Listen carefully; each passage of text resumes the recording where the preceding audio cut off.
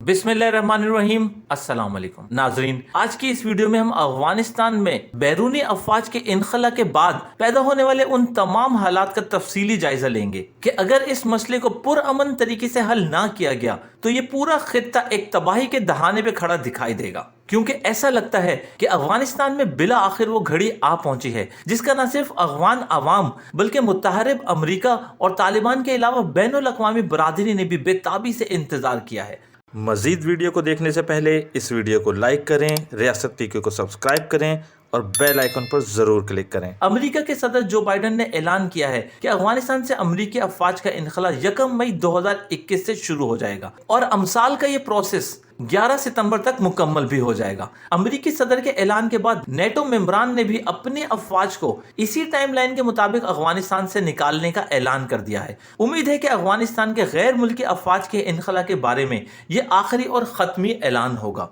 इससे कबल साबिक सदर ओबामा और डोनाल्ड ट्रंप भी अफगानिस्तान से अमरीकी अफवाज के इनखला की डेडलाइन दे चुके थे, मगर वो इस पर अमल दरामद ना कर सके। इसकी वजह यह थी कि अमरीका अफगानिस्तान से निकलने से पहले तालिबान और अफगान हुकूमत के माबैन मुल्क के आइंदा सियासी और इंतजामी निज़ाम पर समझौता करना चाहता था ताकि अफगानिस्तान में ऐसी खाना जंगी और अनारकी की सूरत पैदा ना हो जैसी 1988 में जनीवा मुआहदे के तहत सोवियत अफवाजों के इनखला के बाद पैदा हुई थी। और सोवियत अफवाज के इनखला के साथ ही अमरीका भी अफगानिस्तान से गायब हो गया था। सोवियत अफवाज को अफगानिस्तान से निकल जाने पर मजबूर करने के सिलसिले में अमेरिका ने मुजाहिदीन के लिए असले और हथियारों के अंबार लगा दिए थे, लेकिन सोवियत यूनियन को अफगानिस्तान में मुजाहिदीन के हाथों नीचा दिखाने का मकसद पूरा हो गया तो अमेरिका अफगानिस्तान से ऐसा भागा कि पीछे मुड़कर ना देखा। अमेरिका के साबिक secretary of state Hillary Clinton के मुताबिक अमेरिका की ये बहुत बड़ी गलती थी, क्योंकि रूसी अफवाज के इनखला और अमेरिका की अदम दिलचस्पी के नतीजे में अफगानिस्तान में एक ऐसा खला पैदा हुआ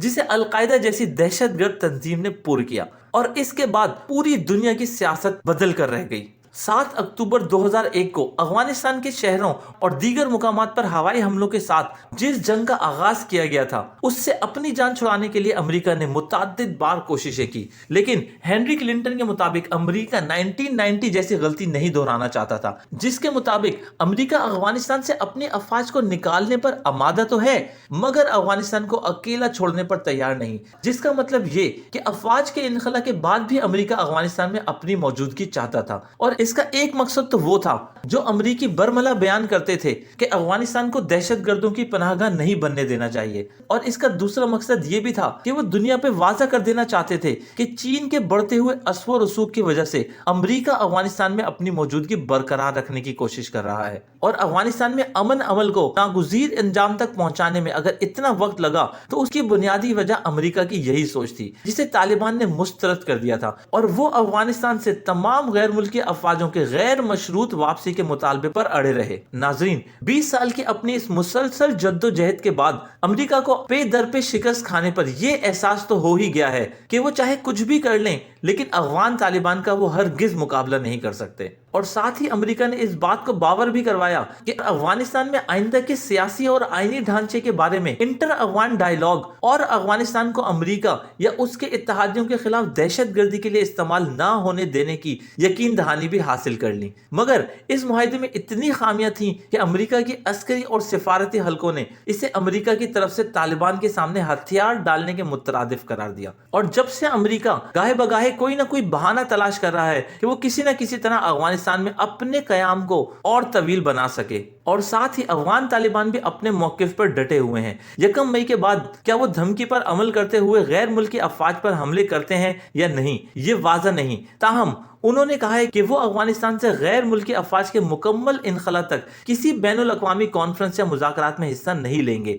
मतलब ये हुआ कि 24 अप्रैल से इस्तांबुल में अमेरिका की तजवीज़ पर और अक़वाम मुत्तहिदा की ज़ेरे निगरानी अफगानिस्तान के मसले का हल तलाश करने के लिए जो बैनुल अक़वामी कॉन्फ्रेंस मुनक़िद हो रही है, उसके کا ابھی مستقبل مخدوش ہے کیونکہ طالبان نے ابھی تک اس میں شرکت کا اعلان نہیں کیا۔ دوسری طرف امریکہ اور اتحادی افغانستان سے اپنی افواج کی واپسی کے لیے تو تیار ہیں، مگر یہ سوال ابھی تک جواب طلب ہے کہ غیر ملکی افواج کے انخلا جو اب یقینی نظر آ رہا ہے، اس کے بعد افغانستان کی صورتحال کیا ہوگی۔ امریکہ، روس اور چائنا کوشاں ہے کہ استنبول کانفرنس میں افغانستان کی فوری جنگ بندی کے بعد ایک عبوری حکومت قائم ہو جس میں طالبان بھی شامل ہوں۔ پاکستان، ایران اور سینٹرل ایشین اسٹیٹس روس اور چین کی تجویز کی حمایت بھی کرتے ہیں، لیکن افغان حکومت اور افغان طالبان نہیں مان رہے۔ طالبان نے اگرچہ یہ یقین دہانی کرائی ہے کہ غیر ملکی افواج کے انخلا کے بعد وہ افغان حکومت کو چھوڑ کر ملک میں دیگر سیاسی دھڑوں کے ساتھ مذاکرات کر کے انتقال اقتدار کا مسئلہ حل کر لیں گے،